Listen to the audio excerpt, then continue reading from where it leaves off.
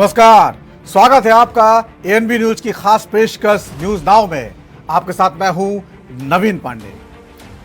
News now में आज सबसे पहले बात करेंगे देश की सर्वोच्च अदालत यानी सुप्रीम कोर्ट के 75वें स्थापना दिवस की, जिसमें आपको बताएंगे सुप्रीम कोर्ट के 75वें स्थापना दिवस के मौके पर पीएम मोदी और सीजेआई ने कौन सी अहम बातें कही हैं। वहीं दूसरे सेगमेंट आपको बताएंगे देश को मिली 3 नई वंदे भारत एक्सप्रेस ट्रेन की सौगात आखिर किन किन शहरों को मिली है। वहीं तीसरे और आखिरी सेगमेंट में बात करेंगे किसान आंदोलन के 200 दिन पूरे होने पर शंभू बॉर्डर पहुंचे विनेश फोगाट ने किसानों को लेकर क्या कुछ कहा है। तो चलिए बिना किसी देरी के शुरू करते हैं न्यूज नाउ। देश की सबसे बड़ी कोर्ट के स्थापना दिवस के 75 साल पूरे हो गए हैं। इस मौके पर प्रधानमंत्री नरेंद्र मोदी ने जिला न्यायपालिका के 2 दिवसीय राष्ट्रीय सम्मेलन का उद्घाटन किया। इस समारोह का आयोजन सर्वोच्च न्यायालय कर रहा है। प्रधानमंत्री ने इस दौरान डाक टिकट और सिक्के का अनावरण भी किया। इस अवसर पर प्रधानमंत्री नरेंद्र मोदी ने कहा, सर्वोच्च न्यायालय के 75 वर्षों को संविधान और भारतीय संवैधानिक मूल्यों की यात्रा करार दिया। देश के सुप्रीम कोर्ट की स्थापना के 31 अगस्त 2024 को 75 साल पूरे हो गए। इस अवसर पर नई दिल्ली के भारत मंडपम में जिला न्यायपालिका के 2 दिवसीय राष्ट्रीय सम्मेलन का आयोजन किया गया, जिसका उद्घाटन प्रधानमंत्री नरेंद्र मोदी ने किया। समारोह में बोलते हुए पीएम मोदी ने कहा, सुप्रीम कोर्ट के 75 साल यह सिर्फ एक संस्था की यात्रा नहीं, यह भारत के संविधान और उसके संवैधानिक मूल्यों की यात्रा है। यह लोकतंत्र के रूप में भारत के और अधिक परिपक्व होने की यात्रा है। और आज सुप्रीम कोर्ट के 75 वर्षों की यात्रा के उपलक्ष्य में जिला न्यायपालिका का राष्ट्रीय सम्मेलन हो रहा है। सुप्रीम कोर्ट के 75 वर्ष ये केवल एक संस्था की यात्रा नहीं है, ये यात्रा है भारत के संविधान और संवैधानिक मूल्यों की। ये यात्रा है एक लोकतंत्र के रूप में भारत के और परिपक्व होने की। और इस यात्रा में हमारे संविधान निर्माताओं का, न्यायपालिका के अनेकों मनुष्यों तक का योगदान बहुत महत्वपूर्ण रहा है। इसमें पीढ़ी दर पीढ़ी उन करोड़ों देशवासियों का भी योगदान है जिन्होंने हर परिस्थिति में न्यायपालिका पर अपना भरोसा अडिग रखा है। प्रधानमंत्री नरेंद्र मोदी ने आगे कहा कि भारत के लोगों ने कभी भी सुप्रीम कोर्ट या हमारी न्यायपालिका पर विश्वास नहीं खोया। इसीलिए सुप्रीम कोर्ट के 75 साल भारत में लोकतंत्र की महिमा को और बढ़ाते हैं। ये साल हमारे सांस्कृतिक आदर्श वाक्य सत्यमेव जयते को मजबूत करते हैं। भारत के लोगों ने कभी सुप्रीम कोर्ट पर, हमारी न्यायपालिका पर अविश्वास नहीं किया।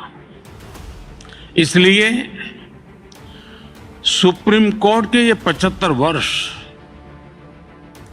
मदर ऑफ डेमोक्रेसी के रूप में भारत के गौरव को और अधिक बढ़ाते हैं। ये हमारे उस सांस्कृतिक उद्घोष को बल देते हैं जो कहता है, सत्यमेव जयते नानृतम। इस समय देश अपनी के आजादी के 75 वर्ष पूरे करके संविधान की 75वीं वर्षगांठ मनाने जा रहा है। इसलिए इस अवसर में भी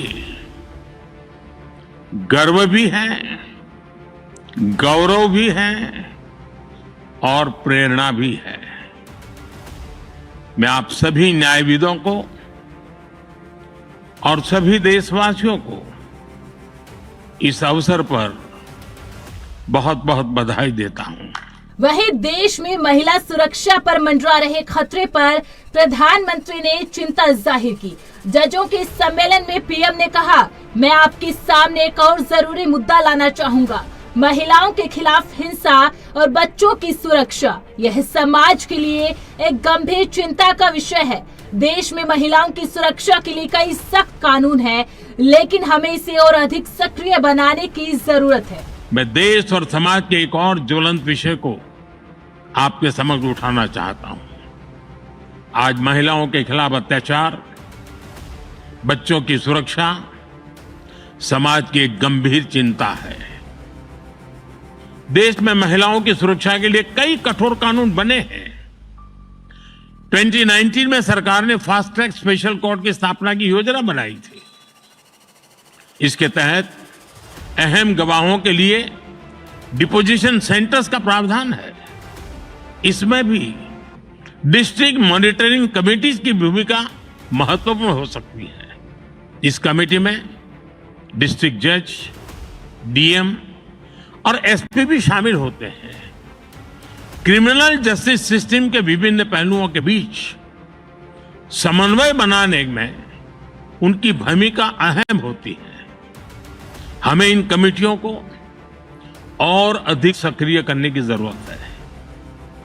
महिला अत्याचार से जुड़े मामलों में जितनी तेजी से फैसले आएंगे, आधी आबादी को सुरक्षा का उतना ही बड़ा भरोसा मिलेगा। साथियों, मुझे विश्वास है कि यहां जो विमर्श होगा उससे देश के लिए बहुमूल्य समाधान निकलेंगे। जस्टिस टू ऑल का रास्ता मजबूत होगा। मैं एक बार फिर आप सबको इस पवित्र समारोह और समागम और चिंतन मनन में जरूर अमृत निकलेगा, इस आशा के साथ अनेक अनेक शुभकामनाएं देता हूं। न्यायपालिका के राष्ट्रीय सम्मेलन में पीएम मोदी ने विकसित भारत के संकल्प का भी जिक्र किया। उन्होंने कहा कि आजादी के अमृत काल में 140 करोड़ देशवासियों का एक ही सपना है, विकसित भारत, नया भारत। नया भारत यानी सोच और संकल्प से एक आधुनिक भारत। इस संकल्प में हमारी न्यायपालिका इस विजन का एक मजबूत स्तंभ है। आज आजादी के अमृत काल में 140 करोड़ देशवासियों का एक ही सपना है, विकसित भारत, नया भारत। नया भारत यानी सोच और संकल्प से एक आधुनिक भारत। हमारी न्यायपालिका इस विजन का एक मजबूत स्तंभ है। खास तौर पर हमारी डिस्ट्रिक्ट जुडिशरी भारतीय न्यायपालिका व्यवस्था का एक आधार है। देश का सामान्य नागरिक न्याय के लिए सबसे पहले आप ही का दरवाजा खटखटाता है। इसलिए ये न्याय का प्रथम केंद्र है, ये पहली सीढ़ी है। हर तरह से सक्षम और आधुनिक हो, ये देश की प्राथमिकता है। मुझे विश्वास है ये राष्ट्रीय सम्मेलन, इसमें हुए विमर्श देश की अपेक्षाओं को पूरा करने में मदद करेंगे। वहीं देश के प्रधान न्यायाधीश डीवाई चंद्रचूड़ ने भी जिला न्यायपालिका के राष्ट्रीय सम्मेलन में शिरकत की। इस दौरान उन्होंने जिला न्यायपालिका को न्याय तंत्र की रीढ़ बताया। उन्होंने कहा कि जिला न्यायपालिका न्याय की तलाश में एक नागरिक के लिए संपर्क का पहला बिंदु है। यह कानून के शासन का एक महत्वपूर्ण घटक है। The district judiciary is the first point of contact for a citizen in search of justice. The district judiciary is a crucial component of the rule of law. The arc of pending cases is defined by a triangle or a pyramid, large at the base and tapering as we move upwards. Data on the National Judicial Data Grid reveals a basic truth. The district judiciary is not just the first, but more often the final point of contact for citizens. The reasons may be numerous. Many citizens are unable to afford legal representation. They have a lack of awareness about statutory rights, and there are geographical difficulties in physically accessing courts. The quality of our work and the conditions in which we provide justice to citizens determines whether they have confidence in us and is a test of our own accountability to society. The district judiciary is therefore called upon to shoulder tremendous responsibility and is aptly described as the backbone of the Indian judiciary. दरअसल आपको बता दें कि जिला न्यायपालिका के राष्ट्रीय सम्मेलन का आयोजन देश के प्रधान न्यायाधीश डीवाई चंद्रचूड़ की अध्यक्षता में किया जा रहा है। 2 दिनों के इस सम्मेलन में 6 सत्र आयोजित किए जा रहे हैं, जिसमें जिला न्यायपालिका से संबंधित कई मुद्दों पर विचार विमर्श किया जाना है। वहीं 1 सितंबर को इसके समापन पर राष्ट्रपति द्रौपदी मुर्मू सम्मेलन को संबोधित करेंगी। इस अवसर पर राष्ट्रपति मुर्मू सुप्रीम कोर्ट की ध्वज और प्रतीक चिन्ह का भी अनावरण करेंगी। साथ ही आखिरी दिन जजों के लिए न्यायिक प्रशिक्षण पाठ्यक्रम पर भी विचार विमर्श किया जाएगा। प्रधानमंत्री नरेंद्र मोदी ने 3 नई वंदे भारत ट्रेन देश को सौंप दी है।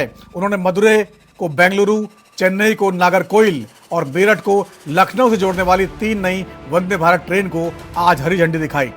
वर्चुअली तीनों ट्रेनों को हरी झंडी दिखाने के बाद अपने संबोधन में पीएम मोदी ने कहा, 2047 तक देश को विकसित बनाने के लक्ष्य को प्राप्त करने के लिए दक्षिणी राज्यों का तेजी से विकास करना जरूरी है।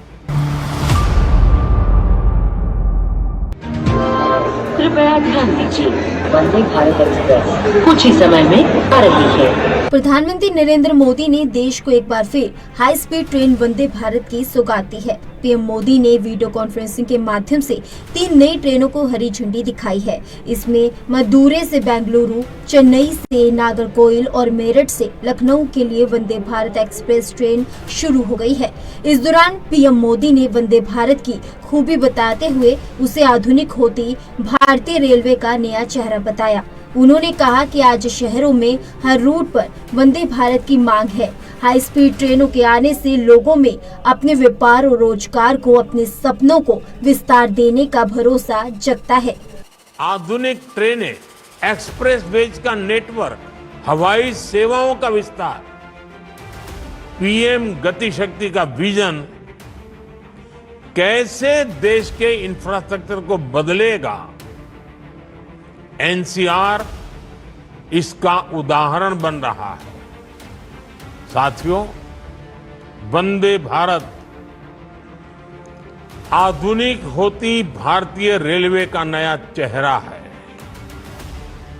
आज हर शहर में, हर रूट पर वंदे भारत की मांग है। हाई स्पीड ट्रेनों के आने से लोगों में अपने व्यापार और रोजगार को, अपने सपनों को विस्तार देने का भरोसा जगता है। आज देश भर में 102 वंदे भारत रेलवे सेवाएं संचालित हो रही हैं। अब तक 3 करोड़ से ज्यादा लोग इन ट्रेनों से यात्रा कर चुके हैं। ये संख्या वंदे भारत ट्रेनों की सफलता का सबूत तो है ही, ये आकांक्षी भारत की आकांक्षाओं और सपनों का प्रतीक भी है। पीएम ने आगे कहा कि 2.5 लाख करोड़ से ज्यादा का बजट रेलवे को दिया गया है। पुरानी छवि से निकलने के लिए रेलवे को हाईटेक सर्विस से जोड़ा जा रहा है। अमृत भारत ट्रेनों का भी विस्तार हो रहा है।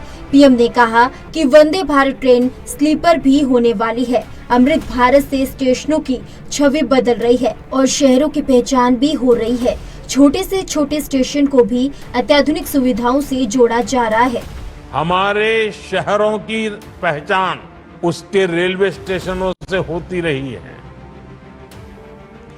अमृत भारत स्टेशन योजना से स्टेशन भी संवर रहे, शहरों को नई पहचान भी मिल रही है। आज देश के 1300 से ज्यादा रेलवे स्टेशनों को रिनोवेट किया जा रहा है।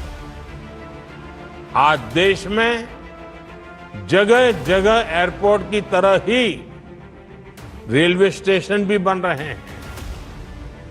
छोटे से छोटे स्टेशनों को भी अत्याधुनिक सुविधाओं से जोड़ा जा रहा है। इससे ईज ऑफ ट्रैवल भी बढ़ रहा है। साथियों, जब रेलवेज, रोडवेज, वाटरवेज जैसे कनेक्टिविटी के इंफ्रास्ट्रक्चर सशक्त होते हैं तो देश सशक्त होता है। इससे देश के सामान्य नागरिक को लाभ होता है, देश के गरीब और मध्यम वर्ग को लाभ होता है। आज देश देख रहा है कि जैसे जैसे भारत में आधुनिक इंफ्रास्ट्रक्चर का निर्माण हो रहा है, गरीबों और मध्यम वर्ग सशक्त हो रहा है, उनके लिए रोजगार के अवसर उपलब्ध हो रहे हैं। उधर मेरठ से लखनऊ के बीच चलने वाली वंदे भारत ट्रेन का उद्घाटन प्रधानमंत्री नरेंद्र मोदी ने वर्चुअली हरी झंडी दिखाकर किया। इस अवसर पर मेरठ से बीजेपी सांसद अरुण गोविल भी उपस्थित रहे। उद्घाटन के दिन 200 स्कूली बच्चों और स्थानीय लोगों को निःशुल्क यात्रा का मौका दिया गया। ट्रेन से प्लेटफॉर्म नंबर 1 से दोपहर 12:55 बजे अपनी यात्रा शुरू की। इस ट्रेन की नियमित सेवा रविवार शुरू होगी और मेरठ से यह सुबह 6:35 पर लखनऊ के लिए रवाना होगी। अरुण गोविल ने कहा, आज का दिन बहुत ऐतिहासिक है। मेरठ को प्रधानमंत्री नरेंद्र मोदी और रेल मंत्री से मिला यह तोहफा बहुत सराहनीय है। इससे क्षेत्रीय विकास को गति मिलेगी। आज का दिन बहुत हिस्टोरिक है और मेरठ को इतना अच्छा तोहफा मिला है आदरणीय प्रधानमंत्री जी द्वारा और रेल मंत्री जी द्वारा। बहुत बहुत इसका स्वागत हुआ है और बहुत विकास में गति मिलेगी इससे। सर, निश्चित तौर से मेरठ के लोगों के लिए बहुत यात्रा सुगम हो जाएगी। लखनऊ बहुत सुगम हो जाएगी, बहुत छोटी हो जाएगी, बहुत आरामदेह हो जाएगी। आपने कहा कि प्रभु राम ही सारी चीजें करा रहे हैं, उन्हीं के द्वारा। बिल्कुल सही बात है, बिल्कुल सही बात है। हम लोग तो सिर्फ प्रयास कर सकते हैं, बाकी करते तो वही है, करने वाला तो वही है। आप भी इस वंदे भारत ट्रेन से यात्रा करेंगे? मैं करूंगा। मेरा बहुत दिन का वनवास है रेल यात्रा का। मैं अपना वनवास इसी ट्रेन से तोड़ूंगा जब मेरठ से लखनऊ जाऊंगा। कितनी खुशी है सर आपको इस नए ट्रेन की सौगात? बहुत ज्यादा, जिसे शब्दों में बयान नहीं किया जा सकता। बता दें कि वंदे भारत की पहली ट्रेन को साल 2019 में लॉन्च किया गया था, जिसे दिल्ली से वाराणसी के लिए चलाया गया था, जिसके बाद धीरे धीरे लगातार इनकी संख्या में बढ़ोतरी की जा रही है, जिसकी वजह से यात्रियों को काफी फायदा मिल रहा है। हाई स्पीड से चलने वाली इस ट्रेन का विस्तार किया जा रहा है। जल्द ही इन ट्रेनों में स्लीपर कोच जोड़े जाने की तैयारी है। यह ट्रेन आने वाले समय में भारतीय रेल के हालात को और बेहतर करेगा। और बात किसान आंदोलन की। हरियाणा के अंबाला में शंभू बॉर्डर पर बीते साल से धरना दे रहे किसान आंदोलन के 200 दिन पूरे हो गए हैं। ऐसे में बड़ी संख्या में धरना स्थल पर किसान एकजुट हुए और केंद्र सरकार के खिलाफ जोरदार ऐलान किया। वहीं पेरिस ओलंपिक में शामिल रही पहलवान विनेश फोगाट भी आज शंभू बॉर्डर पहुंची। इस दौरान विनेश ने धरने पर ज्यादा समय तो नहीं बिताया, लेकिन उन्होंने किसानों की मांगों को लेकर केंद्र सरकार को ज्यादा गंभीर रुख अपनाने के लिए अपील की। फोगाट ने कहा कि किसानों का यूं इतने समय तक धरने पर बैठना देश के लिए ठीक नहीं है।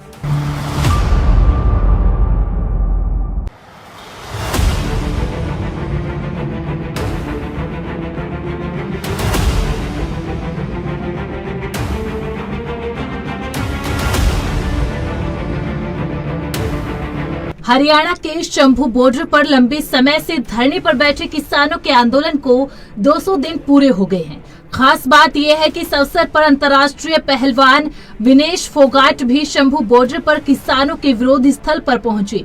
उन्होंने कहा, 200 दिन हो गए हैं जब से वे यहाँ बैठे हैं। यह देखकर दुख होता है कि उनके बिना कुछ भी संभव नहीं है। दुख होता है देख के। सभी देश के नागरिक हैं और किसान ही है तो देश को चलाता है ना। इनके बिना तो कुछ भी नहीं है। हम खिलाड़ी भी नहीं है। अगर ये हमें खाना ना दे तो हम भी नहीं कम्पीट कर पाते हैं। तो बस लाचारी महसूस होती है कई बार कि हम कुछ कर नहीं पाते हैं। हम देश को रिप्रेजेंट करते इतने बड़े बड़े लेवल पे, लेकिन अपने परिवार को दुखी देख के हम कुछ कर नहीं पाते हैं। तो बस सरकार से यही निवेदन है कि सुनना चाहिए। जैसे आपने पिछली बार अपनी गलती मानी थी, आपने माना था कि कुछ गलत हुआ है, उसके बाद आपने जो वादे किए थे वो पूरे करने चाहिए। और ऐसे मतलब हमारा देश ऐसे उन्नति नहीं करेगा। अगर हमारे अपने लोग ऐसे सड़कों पे बैठे रहेंगे तो देश को भी नुकसान होता है इस चीज से। आपको लगता है कि 200 दिन कैसे पूरे हो गए, लगातार किसान मांग कर रहे हैं अपनी मांगों की बात करने के लिए, अभी तक इनकी मांग सुना भी नहीं गया, गौर भी नहीं किया। वही बहुत दुख की बात है, वही बहुत दुख की बात है कि 200 दिन हो गए हैं अभी भी बैठे हैं। लेकिन हौसला देख के मुझे ऐसे लग रहा है कि हौसला जू का तो है ना।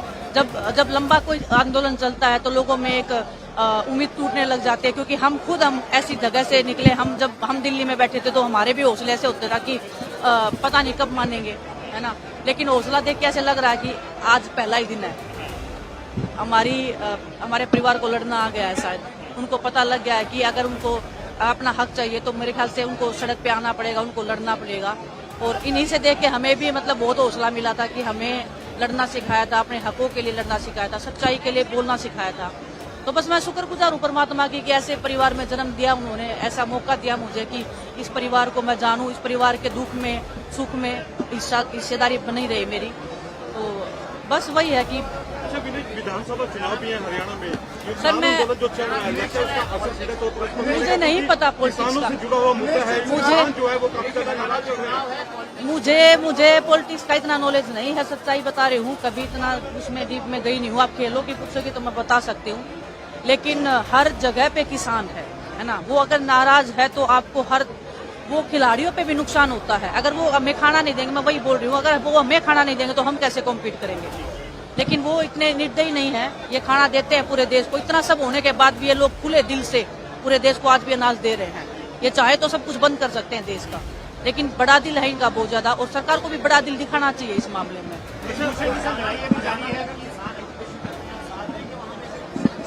क्यों नहीं देंगे? मैं खुद, मेरी माँ ने खुद किसान मतलब खेत में काम, मैंने खुद खेत में काम किया है। मैं ओलंपिक में बाद में गई हूँ, पहले मैंने खेतों में ही काम किया है ना। तो दुख होता है यही देख के कि क्योंकि लोग ऐसे, कोई भी अपना घर परिवार छोड़ के नहीं बैठता है। हम भी जब दिल्ली में बैठे थे तो मजबूरी में ही बैठे थे, हर कोई मजबूरी में बैठता है ना। इनके पास खेत है, अपने काम कर सकते हैं। ये देश की उन्नति में बहुत बड़ी भागीदारी हमारे किसानों की है, और वो अगर सड़क पे बैठते हैं तो देश को भी नुकसान होता है इस चीज का। वही किसान नेता सरवन सिंह पंढेर ने कहा कि विरोध शांतिपूर्ण तरीके से लेकिन बहुत तीव्रता के साथ किया जा रहा है। उन्होंने उल्लेख किया कि केंद्र उनके संकल्प की परीक्षा ले रहा है और उनकी मांगे अभी तक पूरी नहीं हुई।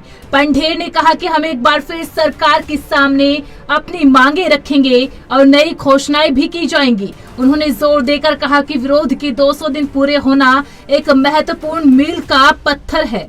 इन बॉर्डरों के ऊपर 200 दिन हमारे पूरे हुए हैं। हम लोगों का धन्यवाद दे रहे, जितनी बड़ी तादाद में आज पूरे पंजाब, हरियाणा और अन्य उत्तर भारत के राज्यों से लोग आए हैं। आपने देखा लाखों का इकट्ठ हुआ है, आंदोलन आगे बढ़ रहा है। 200 दिन में ना तो हमारे हौसले कम हुए, हौसले और बुलंद हुए हैं आज का इकट्ठ। और सरकार ये सामने लिखा पढ़ ले कि ये आंदोलन जीतने के बगैर खत्म होने वाला नहीं है। आज इन मोर्चों के ऊपर जो ऐलान हुए हैं कि हम 3 अक्टूबर को लखीमपुर खीरी और मोर्चे की मांगों को लेकर, जैसे एमएसपी, लीगल गारंटी कानून, किसान मजदूर की कर्जा माफी और अन्य मांगों को लेकर 2 घंटे 3 अक्टूबर को रेल रोको पूरा देश भर में करेंगे, 12:30 से लेके 2 घंटे के लिए। हरियाणा की स्थिति को लेकर, जो भी हरियाणा में इलेक्शन चल रही है उनको लेकर क्या रणनीति हो, किस तरह के सवाल जवाब हो, किस तरह का कार्यक्रम हो, दोनों फोरम अगली डेट का ऐलान करके, जगह का कन्वेंशन करके मीडिया के समक्ष, देश के समक्ष सारी बात रखेंगे। इसी के साथ साथ कल यूपी में महापंचायत है, अधिक से अधिक लोगों को पहुंचने की अपील कर रहे हैं। 15 को जींद में बड़ी महारैली हो रही है। सारा हरियाणा वासियों से बेनती है अधिक से अधिक पहुंचे, इससे बड़ा इकट्ठ करें। 22 को पिपली में बड़ी महापंचायत होगी, उसके लिए सबको आह्वान कर रहे हैं कि अधिक से अधिक वहां पहुंचा जाए। पंजाब सरकार को लेके हम कह रहे हैं कि यहाँ सफाई का, बिजली का, सेल शुल्क का लेके पूरे प्रबंध नहीं है। आप 14 तक का अल्टीमेटम है, आप देखें, नहीं तो 14 को हम कार्यक्रम करेंगे। तो इस तरह के ऐलान आज मोर्चे में हुए हैं। मीडिया का भी धन्यवाद करते हैं जितने बड़ी तादाद में यहाँ पहुंचे। देखिए, हमें लगता है सरकार मानेगी। उसकी वजह है जितनी मजबूत मोदी सरकार पहले थी वो उतनी मजबूत नहीं रही है। अगर देश के किसान मजदूर को इग्नोर किया जाएगा, उसके ऊपर गोली चलाई जाएगी, उसको दिल्ली नहीं जाने दिया जाएगा, वो सत्ता में नहीं लाएगा।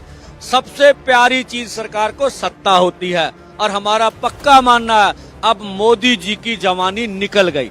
वो बुढ़ापे की ओर सियासी तौर पर, उम्र के नहीं, सियासी तौर पर बुढ़ापे की ओर बढ़ रहे हैं और अगर किसान मजदूर से वो टकराएंगे उनकी और भी सियासी शक्ति छिन्न हो जाएगी। इसलिए हमारी बात माननी ही पड़ेगी। फोगाट जी किसानों की बेटी हैं और जो उन्होंने देश के लिए ओलंपिक जीतकर वो देश का नाम बढ़ाया है, हमारी किसानों की ओर से ये फर्ज बनता था हम उसको बुलाएं और उसका सम्मान करें। वो हमने उनका सम्मान किया है। बता दें कि पुलिस प्रशासन की ओर से किसानों को दिल्ली कूच करने से रोके जाने के बाद से किसान 13 फरवरी से शंभू बॉर्डर पर बैठे हैं। प्रदर्शनकारी अन्य प्रमुख मुद्दों के अलावा सभी फसलों के लिए एमएसपी की कानूनी गारंटी की मांग कर रहे हैं। वहीं सुरक्षा को ध्यान में रखते हुए हरियाणा सरकार ने हरियाणा और पंजाब के शंभू बॉर्डर को बैरिकेड्स लगाकर बंद कर दिया था। इसके बाद लोकसभा चुनाव की आचार संहिता लागू हो गई। किसानों ने बॉर्डर पर पंजाब तक स्थायी मोर्चा बना लिया। ऐसे में वहां से आवाजाही बंद है। आवाजाही बंद होने का मामला पंजाब एवं हरियाणा हाईकोर्ट भी पहुंचा, जिसके बाद हाईकोर्ट ने हरियाणा सरकार को बॉर्डर खोलने के आदेश दिए थे, लेकिन सरकार इस मामले में सुप्रीम कोर्ट पहुंच गई और सुप्रीम कोर्ट ने यथास्थिति स्थिति बनाए रखने का आदेश दिया। फिलहाल सुप्रीम कोर्ट के आदेशों पर पंजाब हरियाणा सरकारें किसानों से बातचीत कर रही है। इस दौरान 2 बैठकें हो चुकी है जो बेनतीजा रही है। और न्यूज नाउ में आज इतना ही। वक्त छोटे से ब्रेक का है और ब्रेक के बाद भी खबरों का सिलसिला जारी रहेगा।